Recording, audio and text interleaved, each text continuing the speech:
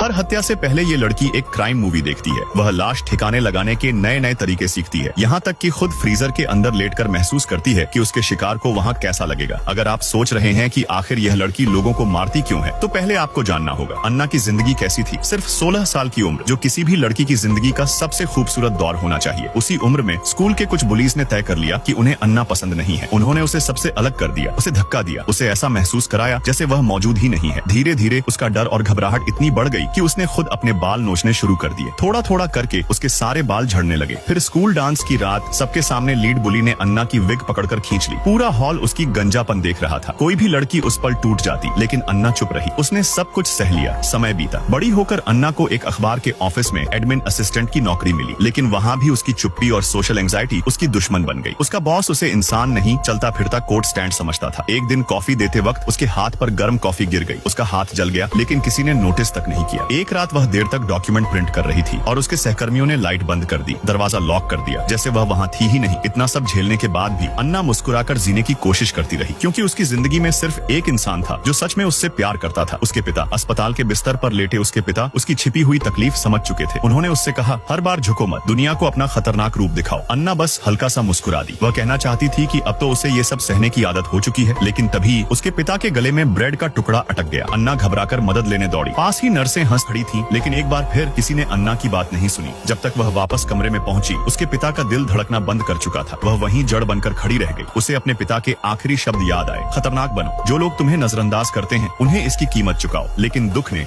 उसके गुस्से को अंदर ही अंदर दबा दिया। उसे खुद से नफरत होने लगी कि वह इतनी कमजोर क्यों है। तभी एक एम्बुलेंस उसके पास से तेजी से गुजरती है और उसे फिर अनदेखा कर देती है। अन्ना अपने पिता के ट्रक में बैठती है और बहुत देर तक रोती रहती है। मुस्कुराकर जीना उसके पिता ने सिखाया था, लेकिन क्या ऐसी जिंदगी में कोई सच में मुस्कुरा सकता है? उसी पल अन्ना ने फैसला कर लिया, अब सब बदलना होगा। वह शीशे के सामने खड़ी हुई, अपने चेहरे को डरावना बनाने की कोशिश की, ठीक वैसे जैसे उसके पिता चाहते थे। ये काफी नहीं था, लेकिन यही उसकी नई खूनी शुरुआत थी।